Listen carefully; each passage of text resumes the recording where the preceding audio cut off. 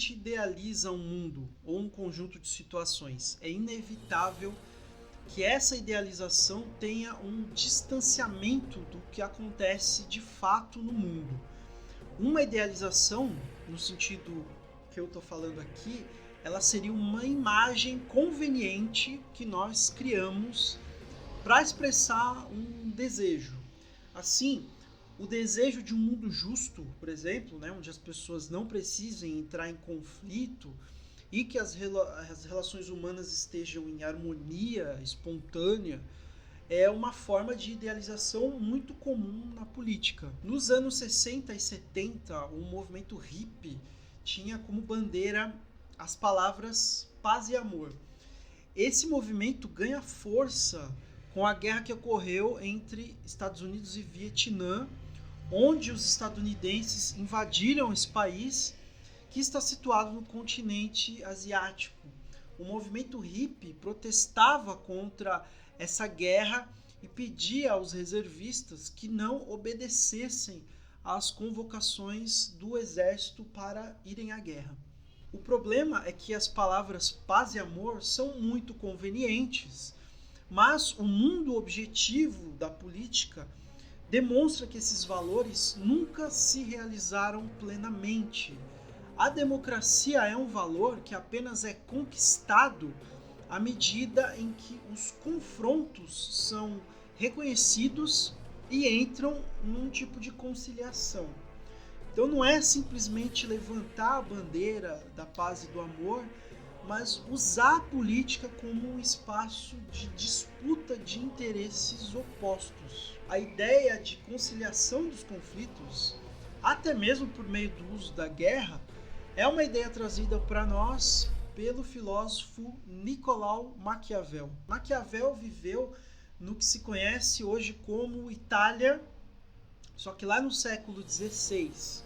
E naquela época a Itália era um território dividido entre diversos reinos e pequenas repúblicas que possuíam suas próprias milícias.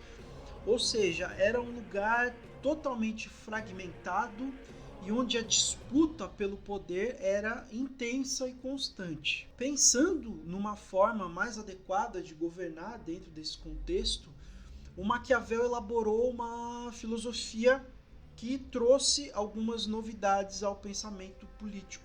Primeiramente, Maquiavel não pensou a política como um espaço para a religião. As coisas de Deus são as coisas de Deus e as coisas humanas são as coisas humanas. E a política é uma coisa humana. A política é o palco onde o governante teria que lidar com todas as características presentes no comportamento humano. Isso significa lidar com as paixões humanas, né, com a ganância, a vaidade, a cobiça, enfim.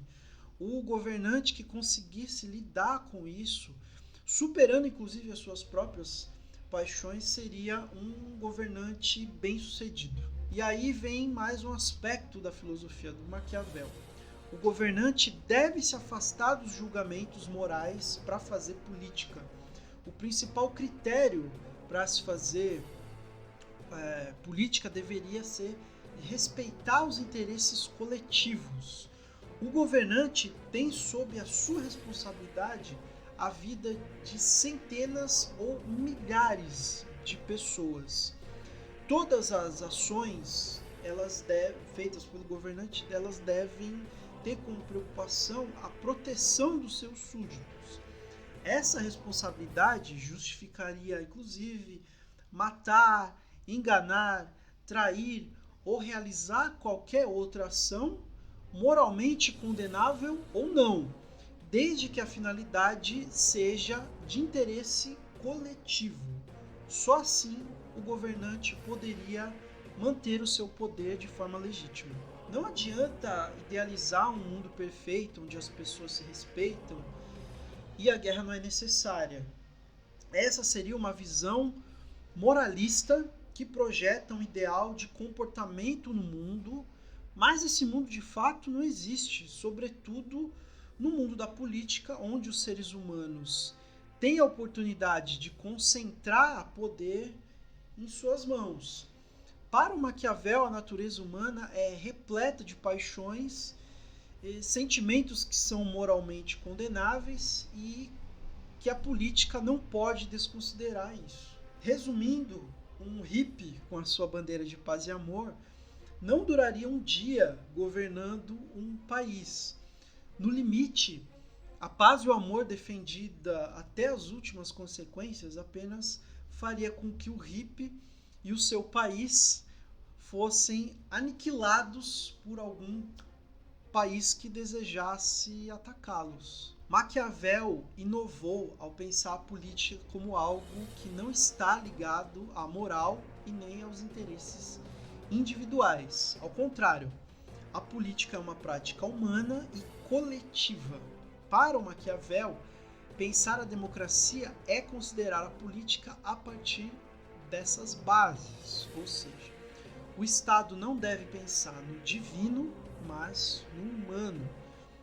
Só assim as paixões humanas podem ser levadas em consideração, sem idealizações e manipuladas pelos governantes para atender a interesses coletivos. As contribuições do Maquiavel para o pensamento político são enormes, sobretudo para o período de turbulência pelo qual a Europa passará a partir do século XVI, quando a Igreja irá perder o poder e a ideia de um Estado laico, né, baseado na elaboração do direito, vai ganhar cada vez mais força.